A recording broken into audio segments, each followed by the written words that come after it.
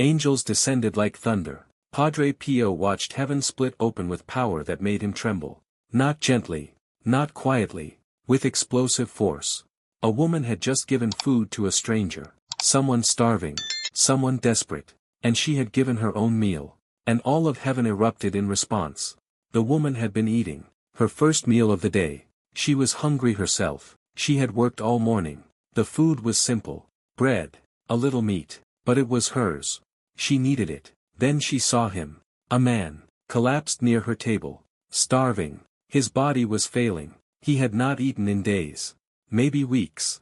He was dying, right there, in front of her. She looked at her food, she looked at him, she knew what giving it would cost her, but she stood up, she gave him everything on her plate. That is when Padre Pio saw what heaven does when you feed the hungry. The vision had struck him during Massachusetts. He was consecrating the bread. Suddenly the veil tore. He saw beyond the physical. He witnessed what happens in the spiritual realm when someone feeds the starving. Angels descended with violence. Not one or two, hundreds. They moved with speed that defied comprehension, as though this single act of feeding was the most urgent thing in the universe. One angel moved to the starving man. It touched his body. Healing began immediately. The food should have been too late, his body too far gone. But the angel was multiplying what she had given. Strength returned. Life returned. Another angel moved to the woman. She had given her only food. She would go hungry now. But the angel was already working. Provision was coming. Food would arrive before nightfall, from sources she would never trace. A third angel moved between them, building something. A connection. This moment would change both their lives. The man would recover. The woman would never lack again. Grace was flowing in both directions. Heaven had responded to her compassion as though feeding one starving person was worth the attention of all heaven. And perhaps it was. Padre Pio felt tears come. He had seen people give food before. He had witnessed charity. He had seen feeding programs. But this response was different, more violent, more total, more immediate. Why? What made this woman's act different from all others? Later that day, something shocked Padre Pio deeply. He saw another scene. Another hungry person. Another giver. But this giver was different. He gave food to the hungry. But he gave his leftovers. What he did not want. What he would have thrown away. He gave it publicly. He made sure others saw. He wanted recognition. The spiritual realm barely stirred. A few angels came. They did minimal work. The hungry person was fed. But heaven did not explode.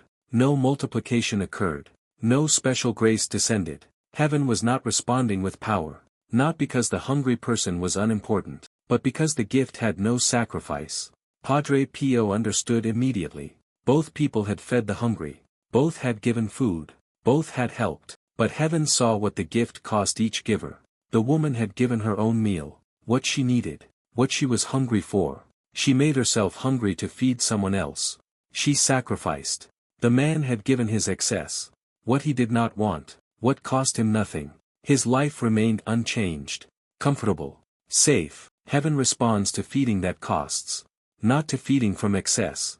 Weeks later, something shocked Padre Pio even more. The angels had not left the woman. They were still there, still surrounding her, still providing. And what they did next revealed the secret most people never learn about feeding the hungry. The woman should have gone hungry herself. She had given away her food. She had no money for more. She should have suffered for her generosity. But the angels moved constantly. Food came from everywhere. Neighbors brought meals.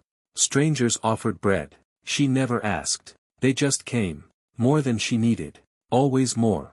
She never connected it to the day she fed the starving man. She thought people were just kind. She thought she was fortunate. But Padre Pio saw the truth. Heaven was still responding. The angels had never stopped. The single act of feeding had opened provision that continued to flow. Nothing moved for a long moment. Then the vision deepened. Padre Pio began to see the pattern heaven was revealing. The acts of feeding that summoned heaven's full response were not the largest. Not the most organized. Not the most efficient. They were the most costly. The souls that brought heaven to immediate action were those whose feeding carried a specific quality. It was not about the amount given. It was about the sacrifice.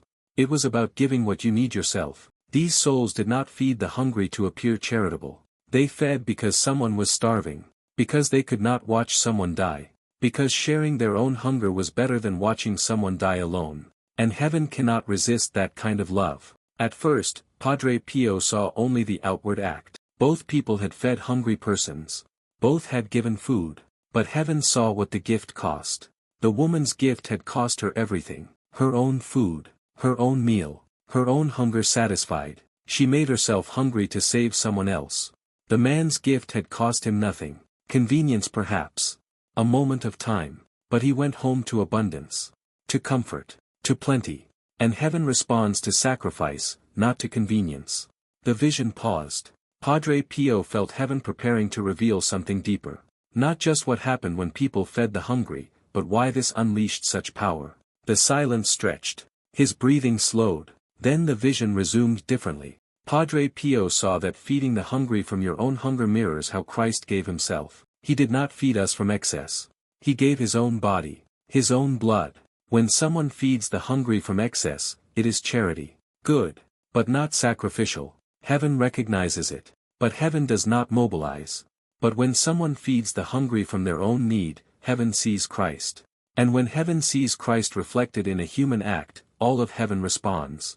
That kind of feeding summons every angel. Because that feeding is sacred, holy. The very thing heaven was created to multiply. A soul that feeds from its own hunger has released all concern for self, stopped protecting its own needs, stopped ensuring its own survival. It simply feeds because someone is starving. And that sacrifice moves all of heaven. Padre Pio understood now what made the difference. Feeding the hungry is not about having resources. Not about organizing programs. Not about looking generous. It is about sacrifice. About giving what costs you. About making yourself hungry so another can eat. About choosing someone else's survival over your own comfort. The soul feeds when feeding costs everything.